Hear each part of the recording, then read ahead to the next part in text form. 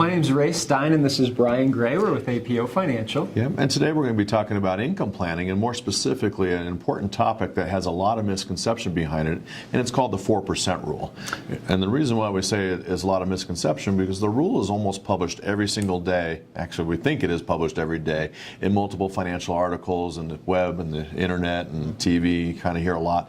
But what we hear is the whole idea is if you pull out 4%, and you should be okay in retirement. But there's a lot of misconceptions about the withdrawal rate and then ultimately the failure rates that can happen. That's absolutely right. So if you go to your portfolio and the question is how much can I safely pull out over my full retirement, let's say it's 30 years, that's where the 4% rule really came. It was from a bunch of studies done back really in the 90s looking at what a safe return rate. But with the lower interest rates today and more volatile stock market, recent studies, for example, Wade Pfau, a professor with the American College, found that a 4% rule has a 57% failure rate at the rates of 2013. That's even higher today. Absolutely, and most people don't realize it, but if you drop the withdrawal rate down to 3%, the failure rate only drops to 80%. So you still have a 20%, or the increase, I should almost say, the success rate is 80%, but the failure rate is 20%.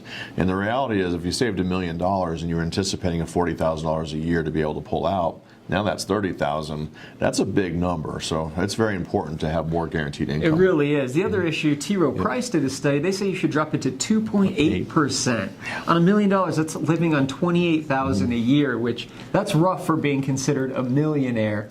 So when you look at planning, we say don't set your planning up based on an up and down market and a withdrawal rate. You want to focus on more guaranteed income in your retirement plan. Absolutely, and it's a common misconception. Most financial advisors tell people as they get older to move more money into bonds. But the reality, a 2-3% return on bonds isn't going to capture that 4% withdrawal rate that you want to accomplish. That's absolutely right. So one of the things that we look at is year-by-year planning. So you want to look at that. Don't depend on the market rates, but see where you can get some good guarantees.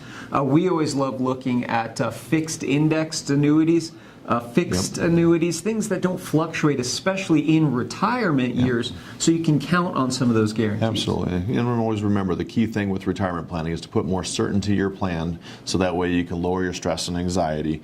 In our opinion, income planning is the #1 piece you should be focusing on, especially to tie it all back to your 5-year increments, because if you let the market, whether it be stocks or bonds, drive your income, that can impact your actual lifestyle. It really can. So if you have any questions about how to set up an income plan or just some ideas around that, we'd be happy to talk to you about it. So give us a call or send us an email. Thanks. Thank you.